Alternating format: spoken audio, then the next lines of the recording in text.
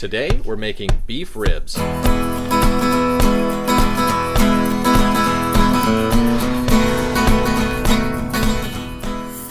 Welcome back, it's Mike C. from HLM BBQ. There's a bit of confusion around beef ribs. We're cooking short plate ribs. These two plates cost around 50 to 60 bucks for two plates and feed around 7 to 10 people. They have these dinosaur bones in them and they're super easy to cook. You can find them at most butcher shops. We found these at Costco and they offer a lot more meat than the other style of rib called a beef back rib. Beef back ribs are associated with the ribeye and are absolutely fantastic, but they offer a lot less meat. Trim up pretty much anything you don't want to eat. Hard fat, weird chunks of meat, silver skin, anything that will add an off flavor, gaminess, and anything that will distract from the beefy, juicy goodness of these monster ribs. You can pretty much ignore the bone side of the ribs and don't touch the membrane. That's what's keeping the bone connected to the meat. The membrane's located on the underside of the ribs. If this is your first time to our channel, then welcome, and if you're returning, thank you. We make video for food lovers like yourself and cooks of all levels, recipes that you can cook from home to impress your judgmental friends, and the reason behind different cooking methods and ingredients so you know what you're talking about. Now the nice thing about beef ribs is that they're ridiculously easy to make. Start with a binder. We prefer mustard as the seasoning sticks longer and it creates a thicker bark without leaving any mustard flavor. You could also use olive oil or hot sauce, which is what Aaron Franklin uses. Then grab some salt. We want to make sure that these thick chunks of meat have plenty of flavor, so hit every single side with salt. Don't miss anything. Everybody's getting love today. Now we're going to do these ribs two different ways. The ribs on the left are going to get our family-owned seasonings that you can procure from our website.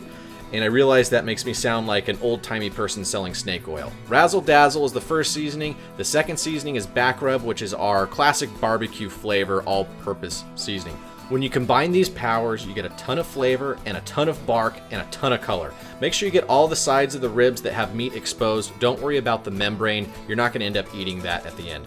The ribs on the right are going to get black pepper. Now, you could get 16 mesh black pepper online, which is a very classic Texas pepper. You could also just grind it up in a coffee grinder like I did, and it turns out perfectly fine. Set your smoker to 275 degrees, and once it's at temp, your ribs should be ready to go on. You want them to sit out and come up to room temperature at least as close as possible. Plus it allows the seasoning to get tacky, which will allow a lot more flavor to attach itself to the meat, giving you more bark at the end of this.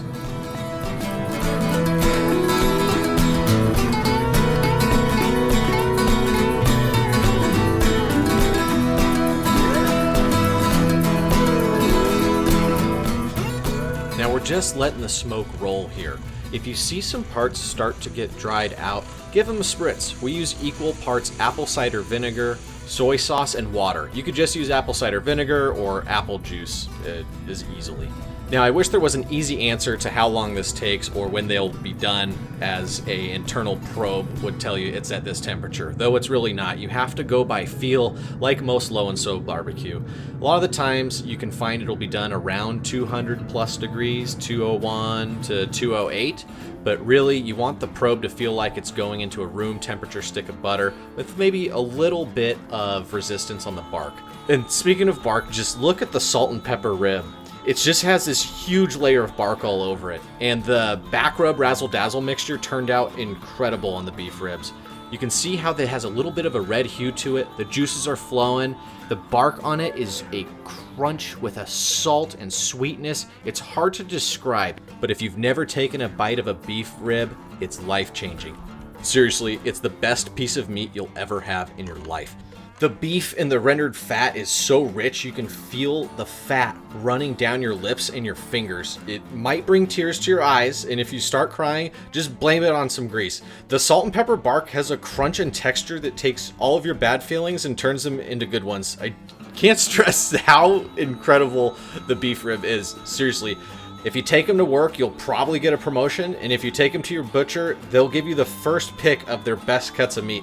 Now, if you like what you saw today, then please like this video and subscribe to our channel, and don't be scared. Drop us a comment below. We read every single one of them.